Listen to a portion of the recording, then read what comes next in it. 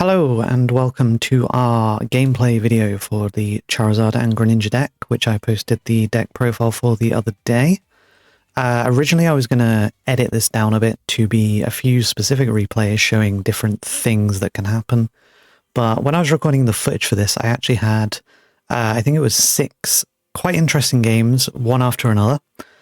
We won all of them except the last one, because I was basically trying to find an example of the deck failing to show you as well. I don't just want to show off the good aspects.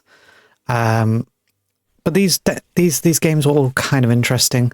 So I think we'll just watch through the footage and I'll just explain how the turns went. So in our first game here, we are opening Charmander and a Buddy Poffin, which is kind of close to what we want. And we have Grand Tree in hand. I've immediately made a misplay here. I did not check our evolutions, and this will come back to bite me next turn when we use our Grand Tree. And then we attach the energy to Charmander, grab a Froakie and a Pidgey, and this is kind of our basics all ready to go. For our opponent, we can see Kyurem, so we know it's Regidrago.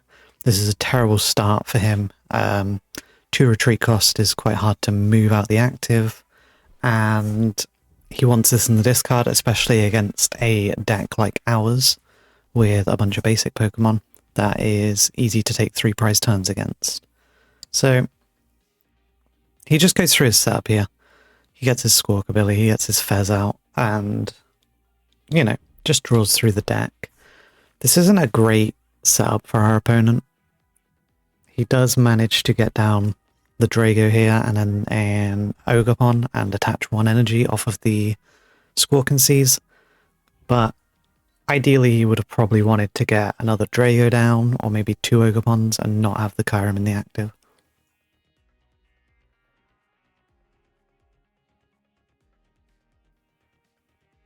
So he's a bit slow here, but this is where he passes turn over to us, and we are a little bit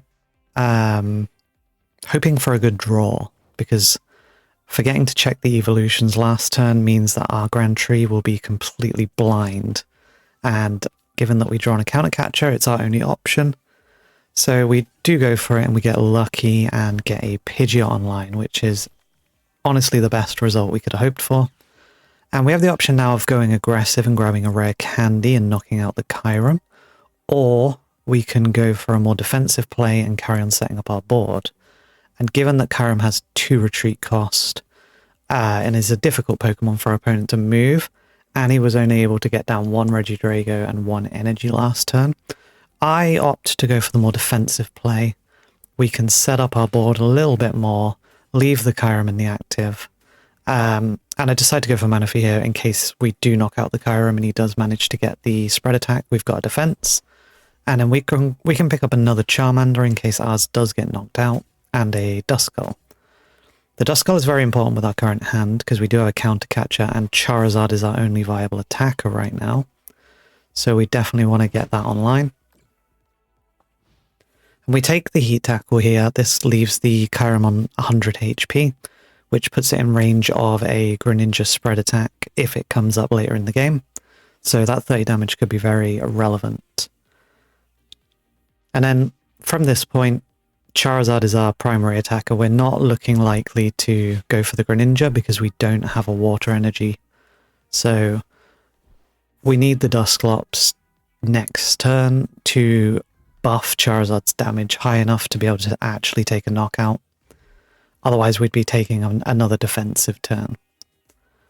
He does a very short turn here. He just attaches energies and passes. So we will quick search out a rare candy and evolve our Dusclops. And then we'll go into Charizard, we'll attach a fire to Charmander and 2 fires to Froakie. This was a difficult turn to think through. There's a lot of options here, like we could... Again, I didn't check my evolutions. We could have Grand Treed into Greninja if Frogadier was available, but it wasn't. And then we could have quick searched the water energy and gone for a Greninja attack. So that was the search where I finally checked what we had available. We do have Defiance Band available, which is an option. But by just using the Curse Blast, we boost Charizard to 210 damage, which is enough to knock out Ogerpon or Fezandipity. I made a slight misplay here putting the 50 damage on Ogerpon, which wasn't necessary. But by using Dusclops, we can counter-catch the Ogerpon in, evolve into Charizard, and kill the Ogerpon. Normally I'd like to kill the Fezandipity at this point to restrict their draw a bit, but if we do that, Ogerpon immediately takes the return KO on Charizard with just one Grass Energy attach, and removing 2 energy from the field before he's had time to energy switch it is really strong in my opinion. So I think that's worth giving him 3 cards here. If I hadn't misplayed with the Dusclops, I probably would have put the energy onto the damage onto the Regidrago, which means when it's a V-Star, it will only have 230 HP, which is much easier to hit. And he has another Ogerpon, so he'll do his Teal Dancing, and he does a bit of an interesting play here, which at first I was confused by. So he'll do his Flip the Script, then he energy switches onto the Regidrago, and I think, as I said, I played these yesterday. He attaches the Regidrago and then energy switches onto the Regidrago and switches out the active. I'm not entirely sure why he switched here. Possibly thinking about Prime Catcher. So having the Regidrago on the bench would be necessary. He could Prime Catcher into the Pidgeot and kill it with Giratina's attack. But the reason he did all this was because he was going for a research, so he was losing those resources anyway. Manages to draw his V-Star, so his attacker is now online. Thing from this position though is he does not have a clean kill on Charizard. He doesn't find the Prime Catcher here. He doesn't have the option to go for Kyurem because it's stuck on his bench, so he can't go for a spread attack, and we have Manaphy up, so even if he could find the combination of Prime Catcher cancelling Cologne, he doesn't have the Kyurem option. And I almost wish I'd looked at his discard at this point to show you which Pokemon he had available. I believe the only attacker that I've seen is the Kyurem that's on the field. I don't think we have seen any dragons yet. There must be some in there because he's only got 10 left. Again, he's used Teal Dance, so he needs to find a attach and then a retreat to even be able to attack.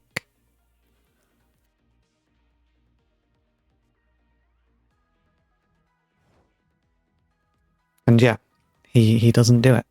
So now we can get so far ahead in the prize race. We can quick search out a rare candy, get our Greninja online. We could potentially have gone for an Arven here to grab Defiance Band as well, but we're unlikely to be behind for the rest of the game, so it's not really needed. We have a clean kill on this Ogerpon, so there's no danger of our Charizard dying right now. And we can basically put them in a checkmate situation where if they do kill our Charizard somehow, we can just Boss's Orders the Fezandipity and kill it with Greninja. If they kill our Greninja, they'll be down to 3 prizes, so Charizard will have enough damage to kill either of the support EXs. And we get the Duskull back. Just as a little bit of insurance, we could do a Ultra Ball for Dusknoir and then a quick search for a rare candy, which means that even Regidrago V-Star will be in range for Greninja after we've blown up the Duskull and placed the extra damage counters.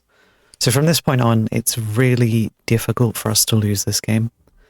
How would I do it if I was him? I think the only reasonable solution I can think of would be for him to...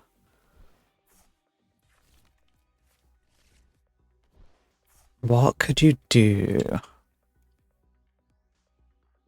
I think he would need to go for like an Iono and a Gust on Manaphy or something and just try and stall a little bit. He went for the Exeggutor attack there, flipped heads so nothing happened, and we just take the kill on the Fez. Yeah, I can't even think. Like, maybe if he was running a Haxorus, he could have put something together. He could have killed the Pidgeot, but then we just come in and take the KO. So We really did leave him with no options there. And that's game one. Relatively smooth, relatively simple win, with still some misplays on my end.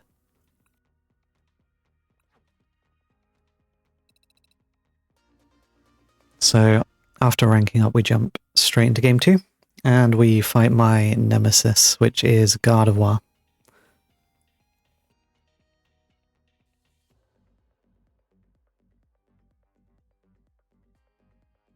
Now, this matchup is one of the reasons I love having the Greninja in the Charizard deck, because while Charizard can one-shot Gardevoir at any point in time, it's very easy usually for them to just establish another one. But the Greninja being able to come in and snipe out two Curliers really shifts the matchup if you can pull it off. And we had some really interesting plays in this game, so I am quite excited to show this one.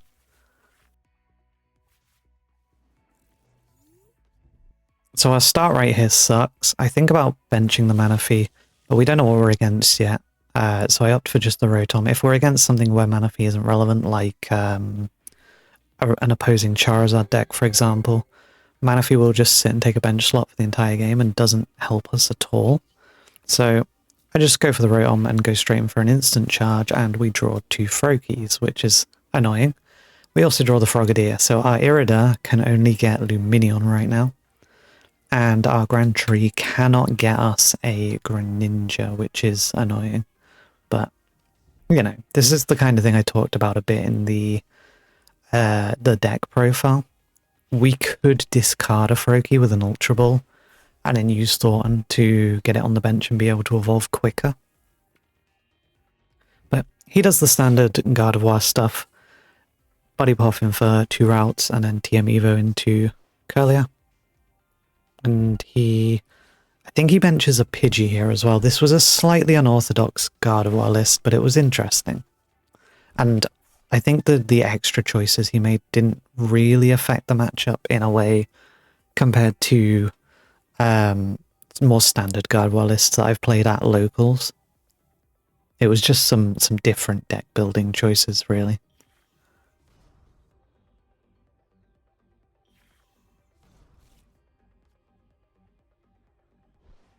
So going into turn 2, we really don't have a lot going on. Realistically, we're looking for Irida for a Poffin, but we did draw a Poffin, so we can bench Froakie. We can Poffin out a Pidgey. I go for the Irida first, realize my Lumineon is gone. This is where our deck search happens. Do I check the prizes? I think I maybe forgot again. I think I do end up just going for it. Yeah, another Poffin. We'll flood the bench with everything we need. We'll grab a Pidgey. I think we grab 2 Pidgeys. We grab a Charmander and a Duskull here. And then we'll attach for turn onto the Charmander, most likely.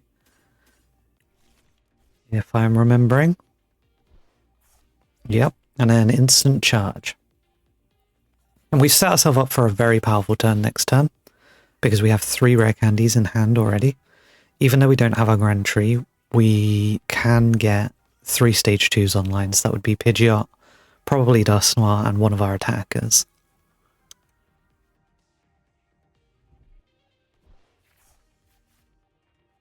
So now we get to go through the pain of Gardevoir turns. Admittedly, I did also take a long time on my turns in this game, but usually I find Gardevoir to be the slowest deck to play against, because we have to just go through all these motions of them searching everything out.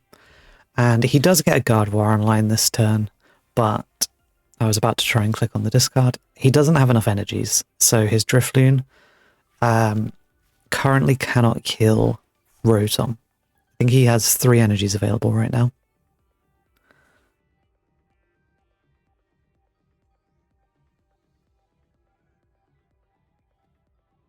And the fact that he doesn't have access to enough energies to really start his plays rolling, it gives us a really interesting decision next turn, because we can evolve into Charizard, get the 3 energies, put 1 on Charmander, or 1 on Charizard, 1 on Rotom for the retreat, and then chuck 1 on Froakie for later, if we want to.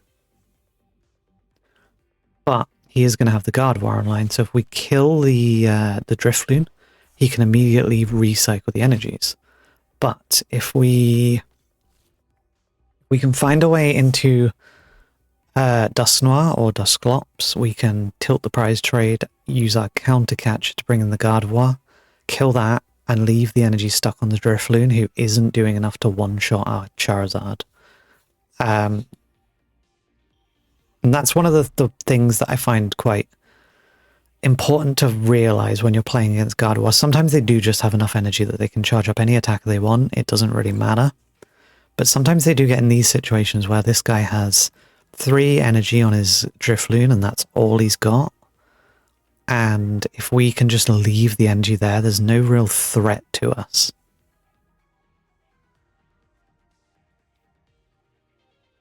So he'll just take a chunk out of our Rotom here. The other interesting choice we have to make is if we get the Dusclops or the Dusknoir, what are we doing with the damage? Because if we take a KO, we can't counter catcher. So we end up having to go for the Dusclops for the 50 damage and just putting it on Munkidori, just to put it in range of a Greninja attack with double turbo energy, which does 100 damage. Because we already have the double turbo energy in hand. So we grab the Forest Seal Stone here and really take a good look through our deck to figure out what we're doing this turn. Because we do have the tree available. We have the full Duskull line. We don't anymore have access to the Pidgeot line. We don't anymore have access to the Greninja line through Grand Tree. So I end up going for the Feather Ball. This lets us skip Pidgeotto completely and go straight into Pidgeot. We can then use that to quick search for the piece we need on the Duskull line, which ends up being Dusclops. And we also have the Forest Seal Stone for another search, which I don't think I ended up using. I did realize afterwards that I hadn't used this. We could have set up all of our stage 2s in a single turn. We could have got Charizard, Greninja, Dusknoir, and Pidgeot set up, because we can... We have not quick searched yet, have we? No. So we could quick search the Grand Tree now, use that to get out Dusknoir, and then we could use the Forest Seal Stone to get Greninja and Rare Candy into that. But that would be all 4 of our Rare Candies used in a single turn, which is a big commitment. So I end up opting to just evolve into Frogadier, and then we can grab Greninja anytime with one of our 2 searches. And then with our quick search, I just take a bit of time to look through the deck and think about the next few turns, what's going to happen, before grabbing the Dusclops. We blow it up so that our counter catcher works, and then go in with Charizard to kill Gardevoir. And this puts him in a difficult position because he's only got 1 Curlier established right now. He does get to return the damage with Munkidori, but even with the 30 from Monkey, he's only doing max 150 to our Charizard, so I feel pretty safe with the way things are right now.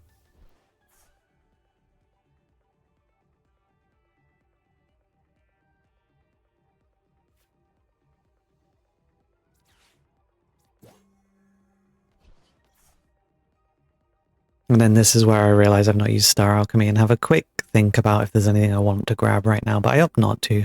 Having the double search available against Gardevoir is really strong because they are usually quite heavy on Iono and Hand Disruption. So giving us the option to search any 2 cards we need next turn is really good. We could search Greninja and Water Energy, for example.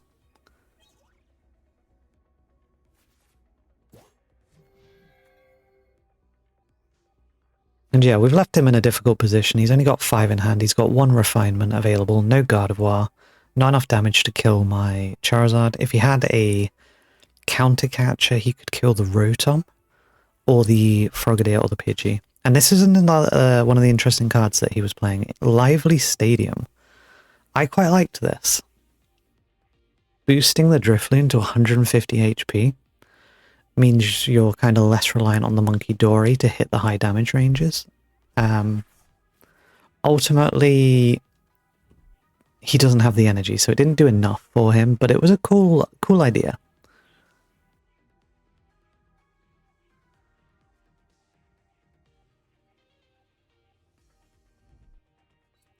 And then he was running this as well, the enriching energy to draw up to 6. I don't think this was a good choice, but it is what it is. He does manage to get another energy in the discard. But he's kind of hunting for Gardevoir right now and not finding it. And I think it's around here he just goes for the damage on Charizard.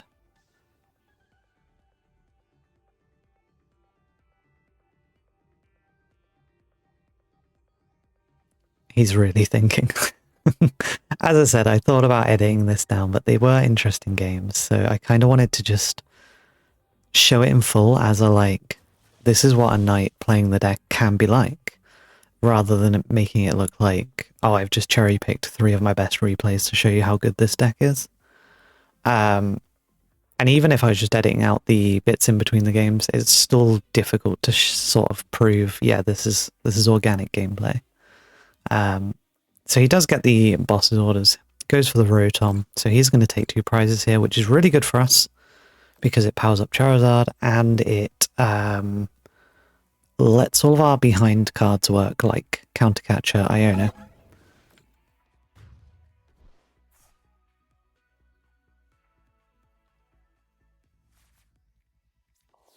We do get a little bit punished for not using our Forest Sealstone there. But we promote Pidgeot, we draw Dusknoir. So now the wheels start turning in my head. With Dusknoir in hand and a rare candy, and then Frogadier almost ready to go with a Terror Orb in hand, we can actually set up a really good turn here. We can Terror Orb to grab Greninja. Here we go, I've just figured it out. We can quick search for the Water Energy, and I'm just checking now Thornton is in the deck. So we'll quick search the Water Energy. We'll use Thornton on the Pidgey to get Duskull back, and then we'll Rare Candy into Dusknoir.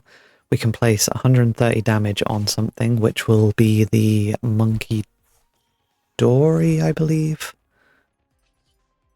And then we can use Greninja's Spread Attack to knock out 2 other Pokemon. So there's the Water Energy.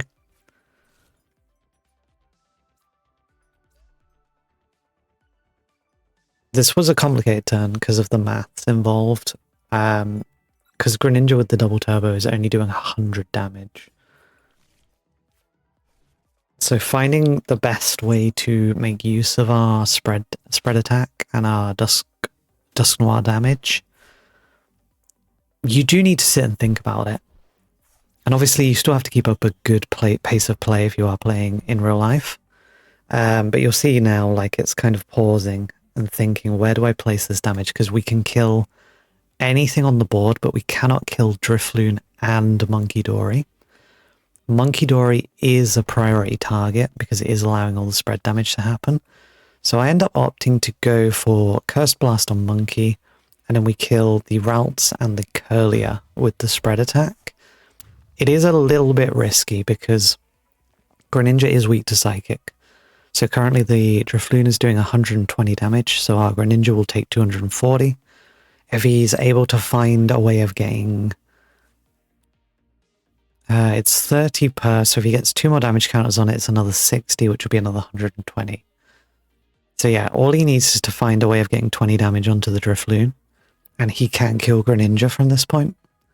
But without any Gardevoir access, I don't think it's possible for him, so I go for the Ralts and the Curlier.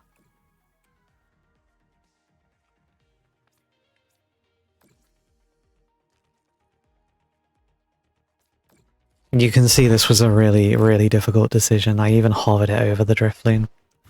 And we discard the double turbo. So we still have the Water Energy attached. So next turn, if he cannot kill the Greninja, we just Shinobi Blade whatever we want. And from here it is kind of a checkmate situation. He does get the Pidgeot this turn, so he does get a quick search, but what can he possibly search from this situation to save the game? He can only deal 120 damage, he has no Gardevoirs. I guess if he had a way to get like Ultra Ball for Lumineon into Thornton for a Ralts to Rare Candy into a Gardevoir, like maybe he could have pulled something together, but similar to last game, we've really left him in a position where his options are all bad. And that's kind of the power that we have with so much flexibility in our own deck. We can choose to just play with Charizard and do big damage. We can choose to play with Greninja and spread damage around the field. We can use the Dusk Noirs to either set things up or to finish off kills. And yeah, he is kind of just flailing around a little bit here. But we'll watch it. In terms of this game's play, I think the only big misplay I made was, again, not checking the Evo lines. I really pushed this in the deck profile, and it's something I'm very good at doing in real life. I will sit and thumb through the whole deck a few times on my first search in real life, but on live, because it automatically orders the deck to give you the valid targets for whatever you're using first, it's very easy to kind of autopilot through the menus rather than looking through all the cards. But in real life, if you have to find the Buddy Poffin targets, which means you're already looking through your deck, which means it's easier to remember, oh yeah, while I'm doing this, I'll look for Frogadier, I'll look for Pidgeotto, I'll look for Dusknoir, Dusclops, I'll look for Grand Tree. And as we go through these replays, I do get better at doing this. I've also just not played a ton of this deck on live, to be fair. This is very much a deck that I play in real life. It is a slower deck, and when you do just log on to do your dailies, you do kind of want something a bit quicker.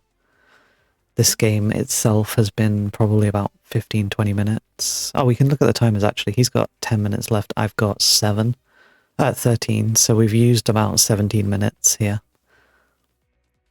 And this is kind of how it goes in real life as well. You do your round against Gardevoir, and you're lucky if you get game 3. So you really do want to win that game 1. And we do get a resisted attack here. Very important resistance with Greninja. A lot of things in the format do resist fighting, and that has caught me out sometimes. So make sure you are checking resistances as well, especially with Greninja, because even the Shinobi Blade or the Mirage Barrage, either one of them having reduced damage is very important to be aware of when you're choosing your targets.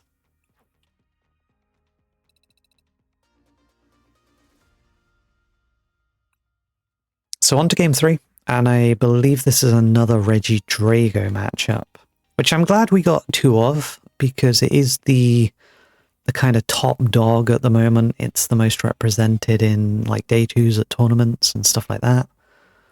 And for a lot of people, this is the deck to beat. So being able to show you 2 wins against Regidrago is quite cool. And I guess I haven't mentioned, we are in Master Ball tier. I think we're in like Victini rank. I don't overly push for Arceus, so, you know, if we were in Arceus with a high ELO, we'd obviously be playing better players.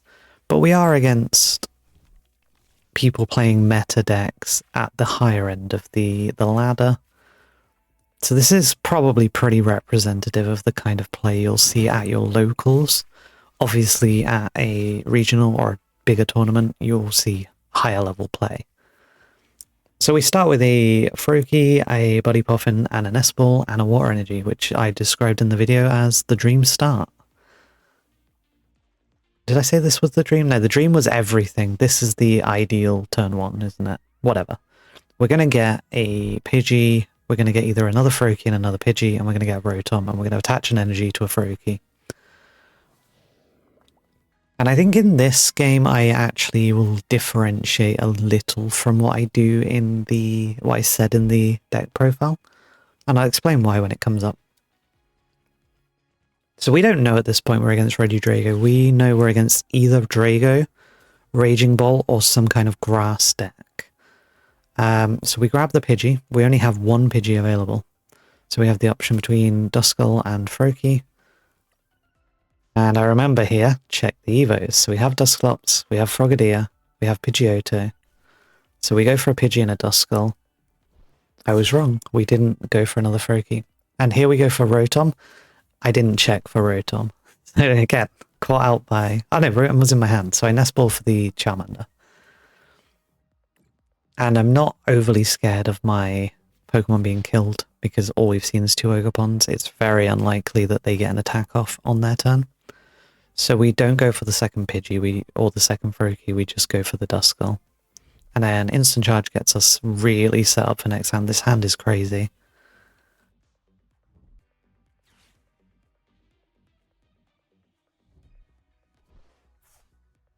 So we still don't know what we're up against. I can't remember, was there a mulligan at the start of this game and we saw a Regidrago, or was it just a plain start? I was kind of talking and forgot to pay attention to that part. I think this was just pure, we don't know what we're against right now. This Iono is brutal. All these cards in our deck are really valuable right now. And we draw quite a bad hand here. Now we see the Regidrago, so now we definitely know what we're against. But he does not have a ton going on. It seems to not have any fire energies, no draw support. He's missed his Squawk, so he passes turn.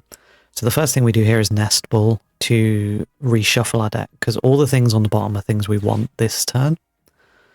So we have a look through, and I end up going for Manaphy now that we know it's Regidrago to block the Kyurem attack, and then just Iono. We need better things than what we've got. And we did draw Rare Candy Pidgeot, which is fantastic. We can Rare Candy Pidgeot, search for Grand Tree into Greninja, and we are online. We also have the Dusclops, which means we can get a kill on this Teal Mask Ogerpon. So yeah, amazing Iono. We went from amazing hand, we got Iono'd into a bad hand. We set up ourselves to then Iono into a good hand, and we were rewarded. All this was possible because we used a Nest Ball, which we didn't really need to use, but doing that let us shuffle the deck. And we go for a Fire Energy on Charmander here. So we put the 50 on the active Ogerpon, kill it. And then the interesting thing with this turn now is, what do we search with Shinobi Blade for next turn? Given what we have in hand, I think a supporter is a good shout, because we have nothing right now. We can attach to Charmander, that's it. So out of the supporters we have available, Arven would make the most sense. And there it is. Because we can get our Forest Seal Stone, attach it to our Rotom, we can get any item we want, probably a Rare Candy. We can use Forest Seal Stone to get Charizard, and we have all of our attackers online.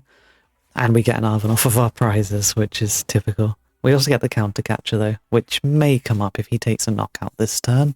He'll be on 3 prizes, and we'll be on 4. If he doesn't take a knockout this turn, we would have to do some Duskull shenanigans with Thornton to activate Counter Catcher.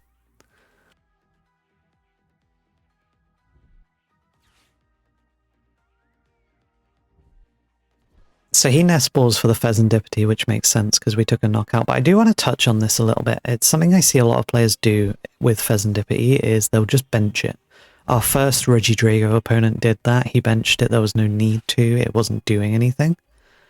And wherever possible, when players do that, I like to just target it as soon as possible, because you're severely cutting down their options next turn. Like, he has 3 cards in hand right now. Flip the Script gets him to 6, which probably gets him a Fire Energy. Probably gets him an Energy Switch. Probably gets him a Supporter. Whereas if he'd played that last turn, we could have potentially targeted it down before he gets to use it, meaning he would have been stuck on those 3 cards. So he's clearly not drawn what he needs. He has to go for Legacy Star here. He's just really mulling it over what he's actually going to do. So he Ultra Balls here to get another Regidrago out of the deck, I believe.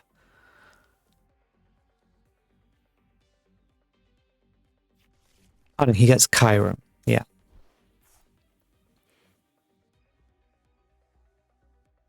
And then he has to Legacy Star, or he's not attacking. He goes for Prime Catcher on the Manaphy. So seeing the Prime Catcher on the Manaphy means that he is, and drawing the Kyurem out of the deck with the Ultra Ball, means that this Legacy Star and Research that he's playing now, He really wants to see that cancelling clone. He wants to go for the Kyram's attack.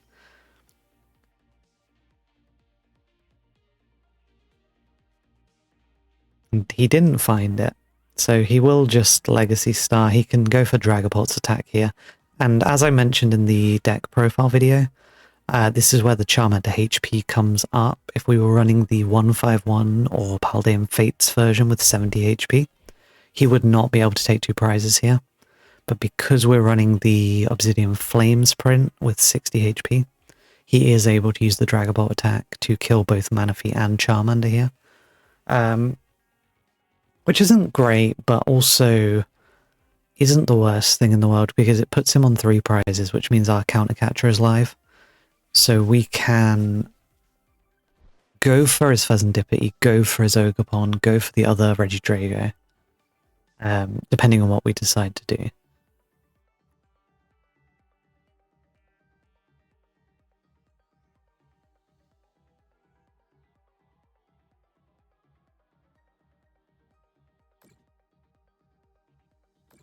I did think when I was recording this yesterday, like, I'm glad I brought the 60 HP up in the deck profile, because it actually did come up in the recorded games. So we promote Greninja, and we have a tough turn ahead of us, really. We don't have any way to evolve Charizard, so we have no way of spreading damage. We have 1 Quick Search available, we have a Countercatcher. So our obvious choice here is to just go for the Pheasantipity. It's weak to fighting, so we can knock it out with a Shinobi Blade. If that's the play we're doing, what are we doing with the rest of our hand? So if we're going to bench more basics, we need to get Manaphy back out of the discard, which means going for a Night Stretcher or a Super Rod. I go for the Night Stretcher and the Forest Sealstone. We already have the Rotom. So we can grab back our Manaphy, put it straight back on the bench, and then we can either Quick Search or Forest Sealstone to grab like a Poffin, which I think is what I grab here. And then we can get another Charmander out, we can get another Duskull out.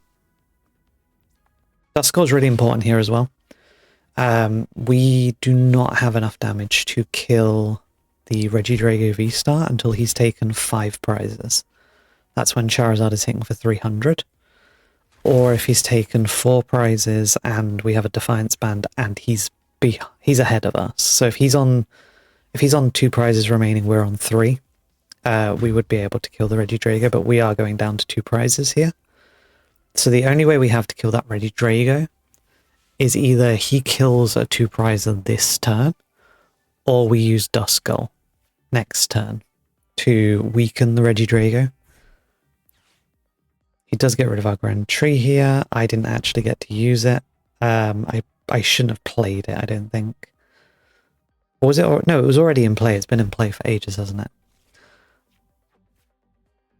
I already know this is going to be like an hour long. I don't want to rewind to check things. I'm pretty sure we had that in play from the start because we used it to get the Greninja, didn't we? So he goes for the boss's orders here on 2 Manaphy again, and he absolutely has to V-Star here. He's not going to get another chance to use it if he doesn't. There it is. He misses the cancelling cologne again. If he could have found that cancelling cologne, we would have lost here. He could have gone for the Kyurem attack, killed Manaphy, Charmander, and Duskull. So we got lucky. We did get lucky. But ultimately, I think it was our best play. Like, if we'd wanted to kill the Regidrago last turn, we would have had to have gone for some kind of thought and shenanigans with Rotom. Been able to find the Charizard as well, which I guess we do have the Terra Orb. So it was possible for us to kill the Regidrago last turn. But then we would have had to contend with him having extra draw. So really, it is just kind of that kind of game sense of figuring out, yeah, this is the right option over this one. But ultimately, there is an element of luck. So I think I overcomplicate this turn a little bit. I go for the Charizard. We have the rare candies available. All we needed to do was rare candy on the Dusknoir and then use Greninja to attack, but I kind of forgot that and was going for a Charizard attack. I also should have super rodded the extra energy back, and I also attached the energy wrong. I meant to put 2 on Charizard. So a couple of misplays there, but they were kind of inconsequential end of the game plays. But yeah, I was going to go for a Dust Noir Defiance Band play, but I massively overcomplicated this turn. All we had to do was get Dust Noir, Rare Candy into it, put the damage on Regidrago, and then Greninja had enough damage to win the game.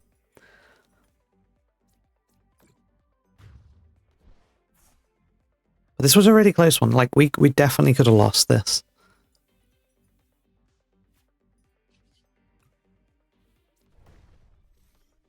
After this, we have a couple of quick games. I think there's 3 quick games where we go up against other slower sort of looking decks. It's difficult to say because you can't check your opponent's deck after the game. The next one, I believe, is against a deck that was running Cornerstone Ogerpon. So I expect it was some variant of Stall deck. We'll double check here. In like 5 seconds. Oh yeah, and I mess around a bit checking the rank stuff. I wondered why it was glowing. If you know why my Victini edge of the picture is glowing, is that because you're on a win streak? I'm not sure. I've never noticed it before. So, Tails never fails, and this time it does. So we get told to go second, I believe, here. Yeah.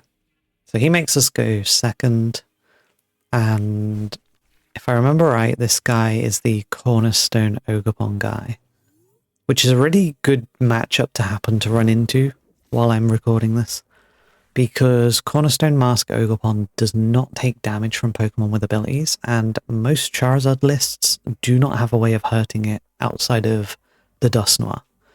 Even Radiant Charizard has an ability, Charizard has an ability, Pidgeot has an ability, Manaphy has an ability, even Charmeleon has an ability. So realistically, in a regular Charizard list, your only ways of killing this is to Dust Noir it twice with Curse Blast. And some lists will run like odd tech choices like Gouging Fire, or maybe like a one-off Fire Charizard EX from 151 as a way of killing this. We actually have no issue with this because of Greninja. Greninja does not have an ability. Cornerstone doesn't do anything to it. So again, we're demonstrating the versatility of our deck. Being able to deal with these kinds of things that Charizard normally can't. So we pop in for the Seal Stone, and we arm for the pop in the Seal Stone. We check our Evo lines, check the Rotom is there because we have the Nest Ball in hand, and the other thing we check is the Grand Tree. We have everything, and we know that our Froakie is likely to die here. So with our Poffin, we are going to grab a Duskull and a Froakie, because he's only 1 energy off of a Demolish, and we have no way of evolving this turn.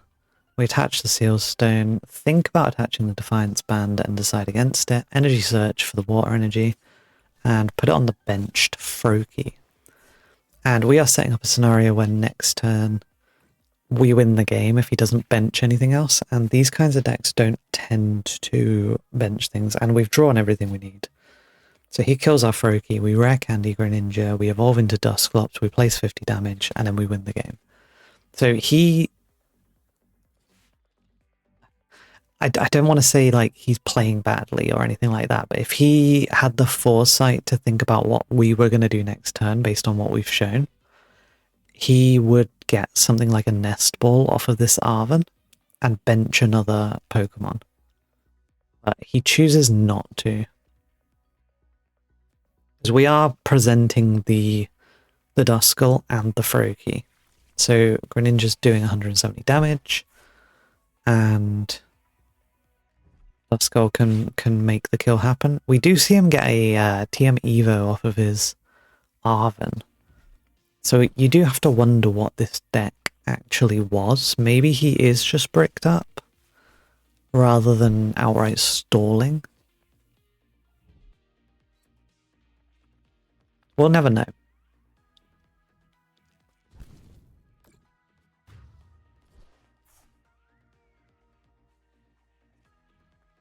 Even having the Thornton here is huge. Like, if he found some miracle method of killing both Froakies, we could have still Thorntoned one back and won the game that way. And we drew the Pidgeot as well. We could have rare candied Pidgeot, used Grand Tree to evolve into Greninja. Like, we just had everything available to us. So, Curse Blast, and then we have to wait for him to take a prize, and then Shinobi Blade for the win. I think the next game we have, I think, was the only odd one where they instant conceded. And then we have one more game that we win. And then we have our loss, which is also an interesting one to show, which I'm excited to get to.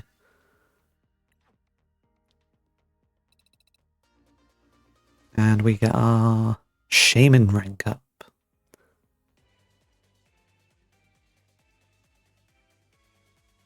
I wasn't entirely sure how to put this gameplay part of the deck overview together. If you're enjoying just having a bunch of games with me talking over them, definitely let me know. I kind of like this format where you can just sort of watch everything rather than just clips personally when I'm looking at content. But, you know, I appreciate some people don't want to sit down and watch an hour-long video of different things. Then again, recently someone in the Yu-Gi-Oh! Community released a 20-hour guide to a deck in Yu-Gi-Oh! So, you know, we aren't quite that bad yet. This is also a lot easier for me to properly talk about the plays. When I tried to... Well, I didn't try to. When I played this on stream, I was also talking to chat a bit more. So it was a little more... a little less focused on the gameplay. So we see here this is Dragapult. And we only opened Duskull. So this could be a bad game for us. I don't think this is the insta-concede. I think the next one is the insta-concede. So we do have a Puffin. We have League Headquarters, which isn't going to do anything in this matchup. And again, our choice of Charmander here is not good. It's going to be a problem. So we do have a decision to make. We have an Ultra Ball in hand. So we're going to Puffin, probably grab Pidgey and Froakie. And leaves our hand with Pidgeot, League Headquarters, Fire Energy, and a Counter Capture. Given that we've opened a Duskull, we are probably going to want to keep hold of the Counter Catcher. Oh, the Puffin's gone. So the real question is, do we use Ultra Ball, discarding 2 of Pidgeot, Fire Energy, and League Headquarters, or do we not? To get a Rotom. And the question is now gone because of the mulligan draws, which is amazing. So we can just bench Froakie, grab a Pidgey and another Froakie. So I did think about this. I mentioned in the video I usually go for 2 Pidgeys, but in this specific matchup, we know he's not going to be attacking on turn 1, because it's going to need a turn to evolve into Dragapult, and we already have the Pidgeot in hand. So it's very unlikely our Pidgey will die before we evolve it, whereas we don't have the pieces for Froakie in hand right now. So having a second one available is useful, just in case. He's opened Rotom. Ultra Ball grabs him a Dreepy, I believe. Benches the Dreepy and instant charges. He has nothing else available. And we can win the game from this position. It's just a matter of navigating it. So we do have Irida available to grab an item. We drew a Rare Candy. So we Rare Candy for Pidgeot. We're going to Irida first. Irida needs to grab a Rare Candy, I believe. And we're just double checking all the pieces here. We know that we can win from this position. We need to know if we have Dusknoir. We need to know if we have Dusclops. So we now know we can't Grand Tree for the Dusknoir. We have to Rare Candy it. We have the full Pidgeot line. We don't have Grand Tree available. We have a Pidgeot in hand, so we don't need to worry about that. We have Forest Sealstone available, and then we grab our Rare Candy. So we Rare Candy into Pidgeot. We use Quick Search for Grand Tree, I believe, for Greninja. Yep. So we evolve into Greninja with Grand Tree, attach the Water Energy. Then we Ultra Ball to grab our Dusknoir. Rare Candy into Dusknoir, use the Dusknoir to kill the Dreepy on the bench. That then frees up our active spot for Greninja to come in and kill Rotom with super effective damage.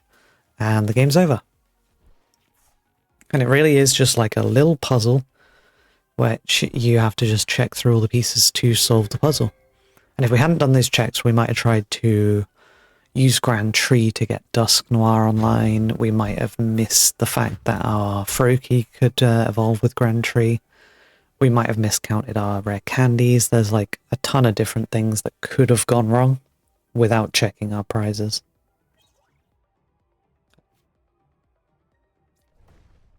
So yeah, promote the Greninja. Hit it for 340.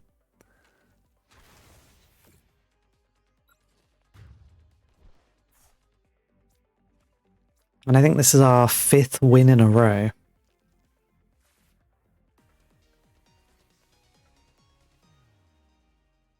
Having the spread damage available against other evolving decks as well is really good.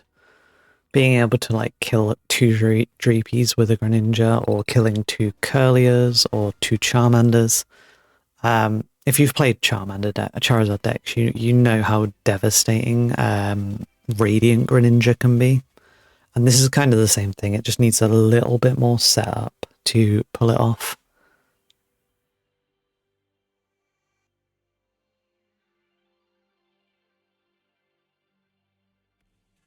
Oh, don't mind my play bar appearing at the bottom. I was just checking something.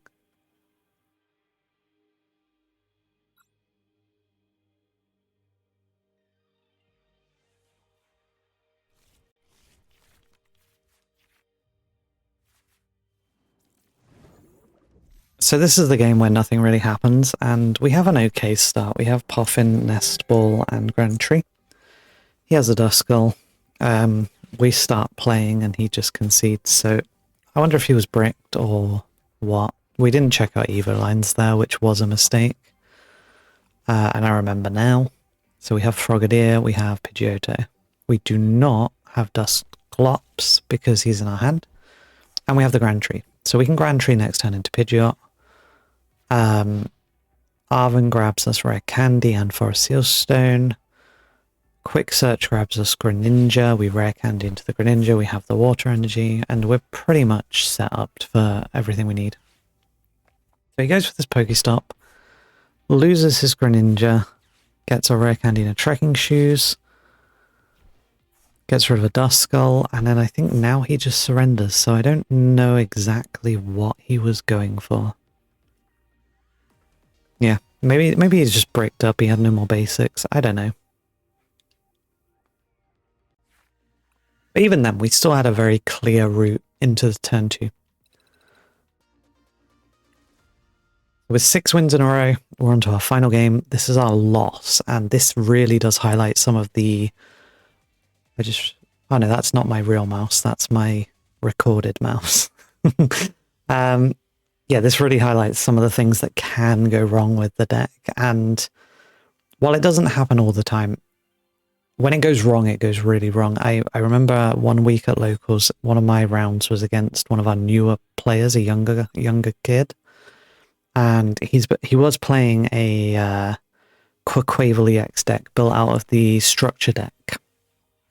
So obviously it's not very good. In most games, we beat him with our real decks. And he took a game off me playing this deck because I just could not find the pieces. He just attached an energy a turn and killed my stuff. So we have a mulligan here. Our hand was terrible. And we mulligan into a Charmander, which is not good. And then when the card flips over, we find out this is Lost Box. Generally an okay matchup as long as we can get Greninja online to start taking multiple prizes on the phase. We don't want to have to take 6 knockouts. With this hand, we have absolutely no choice. We have to Ultra Ball for a Rotom, and it's deciding what we're going to throw away. I opt for the Dusclops because we can rare candy past it. And here, when we check the prizes, we see the disaster. We have no Froakies, we have no Dusknoir, we have no Lumineon, and one of our rare candies is missing, or is it in our hand? I can't remember. But yeah, no Froakies means Greninja is completely offline. No Dusknoir means our Duskull line is now completely offline. It was also potentially a misplay to Ultra Ball away the Iono. I probably should have got rid of the Arven instead. Knowing we're against Lost Box, they're going to draw a lot of cards. And having Iono to be able to shuffle them all back and improve our terrible hand is something. But from this position, we're really in trouble. We have no backup Charmander, we have no Pidgeys down. Next turn we can start to get set up, so we're just hoping that the Lost Box player cannot find the pieces they need. But no Greninja is just the worst thing here. We really want to be mopping up 2 of these phases a turn with it. I think it was here I realised the Iono was probably the card I wanted to keep.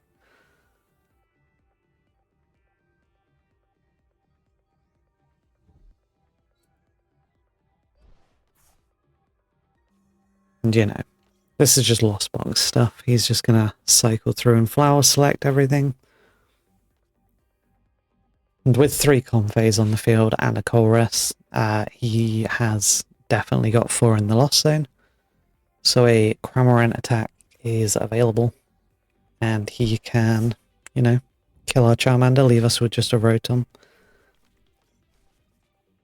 I think in real life at this point, seeing that Cramorant come down, I probably would scoop and go to game 2 to try and save time, knowing that Lost Box is a slow deck. Like, we just have a Rotom. Any basic we bench can be killed by Cramorant. But, you know, we're on live. It's not a big deal, so we'll play it out. And again, I just have to double check, like, where are all of our things? Our only option really is Pidgey Charmander. And we can counter catch or something maybe. We can Arven for something, but you know, it's grim. So we'll go for a Poffin. We can grab another Pidgey and a Duskull, or we can grab a Manaphy and a Duskull. Manaphy doesn't really do anything in this matchup. We have Forest Sealstone available. I don't think I play it yet, because what are we even searching for? We could search for Pokemon League headquarters, I guess, to try and delay the Cramorant, but he just needs to attach any energy to it, and he's fine.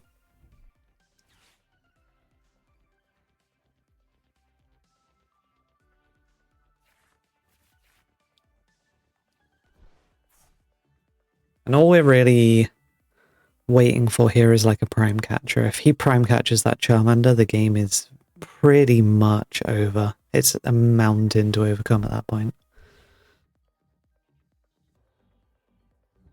And there it is. Almost like I've seen this game before. Yeah, losing the Charmander here is gutting. What are our options at this point? We can rare candy into Pidgeot. And then what? We've got Forest Sealstone, 1 rare candy. We need a rare candy to get Charizard out, because we're not running the Charmeleon. So we would need to find a combination of Thornton, rare candy, and Charizard to be able to get an attack off next turn. So if we quick searched for the Thornton to get the Charmander back, we could Forest Sealstone for 1 of the pieces. So we have to draw 1 piece here. And we don't. We draw a Poffin. So we're going to Rare Candy into Pidgeot. And this is where I make a bit of a screw up. I should have evolved the active one because it has free retreat anyway. We have the double turbo in hand, so I end up attaching the double turbo to Pidgeot. And just starting to attack with Pidgeot, like praying to get a Froakie or something out of the prizes. I sort of rushed the start of the turn. I should have took a little bit more time to think. Because we do have 2 counter catches in hand. We can't kill the Cramorant because of the double turbo damage reduction. But we can kill that Comfey with a rescue board, which might slow him down enough. Or we can Dusclops and Pidgeot kill the Cramorant. And we just need to Super Rod the Charmanders back in. And Buddy Poffin them out. We need to just get 2 Charmanders down at once so that he can't kill both. We do go for Forest Sealstone here. I think I was thinking about going for the Thornton play, but then realised, like, we can't do anything with it. So I end up going for Turo, picking up the Pidgey, promoting the Pidgeot, Super Rod back in the Charmanders, Buddy Puffin them out, attach the energy, and then we kill the Comfey with the rescue board.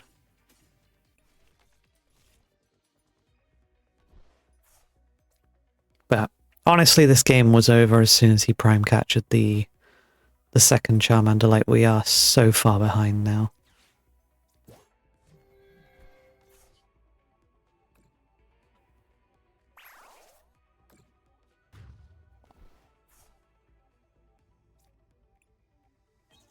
And our prizes are not really helping us.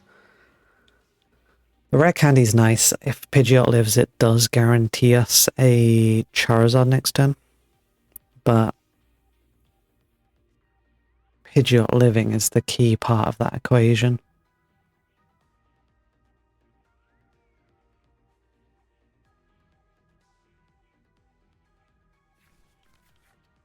Sorry if I'm starting to sound a bit hoarse. I forgot to grab a drink at the start of this for 40 minutes down the line. But we are nearly done, so we will just finish off so I don't have to pause and edit bits and pieces in. He's just going to go through the motions here, and I believe this game ends up with him just benching Pikachu, killing Pidgeot, and from that point there's just no coming back. I think I surrender. Oh no, yeah, that was it. He goes for Sableye here. He kills both Charmanders with Sableye, which again is just brutal. Like, what are we meant to do? We can't get any Froakies online. We've got a Pidgeot as our main attacker. We cannot establish a Charizard to save our life. He played this flawlessly. Even though our prizes sucked, like, it's easy to sit there and go, oh no, my prizes screwed me. I should have had Froakie. I should have had Dusknoir. It's easy to sit and blame your prizes, but we do have to, like, hold our hands up and say that the opponent played this so well. Like, going for the Charmander just over and over again. He hasn't seen the Froakie. As far as he knows, we are playing a Charizard deck. Just a pure Charizard deck. And he's played it exactly how he needed to keep us off of Charizard. If we'd have been able to establish a Froakie, maybe the game goes differently. Maybe he doesn't target the Charmanders as aggressively. I don't know. But we grab the Froakie.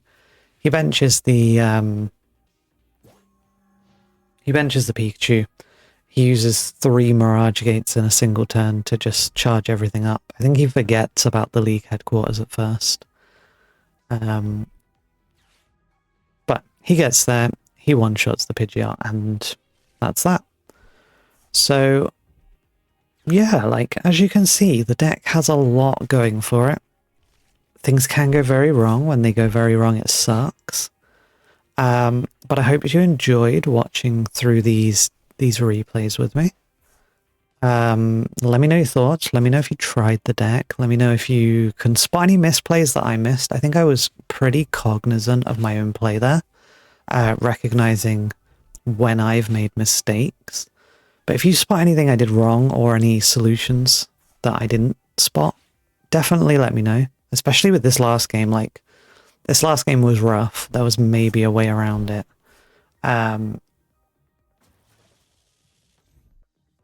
But yeah, oh yeah, he lost vacuums the league headquarters. That's how he gets around it.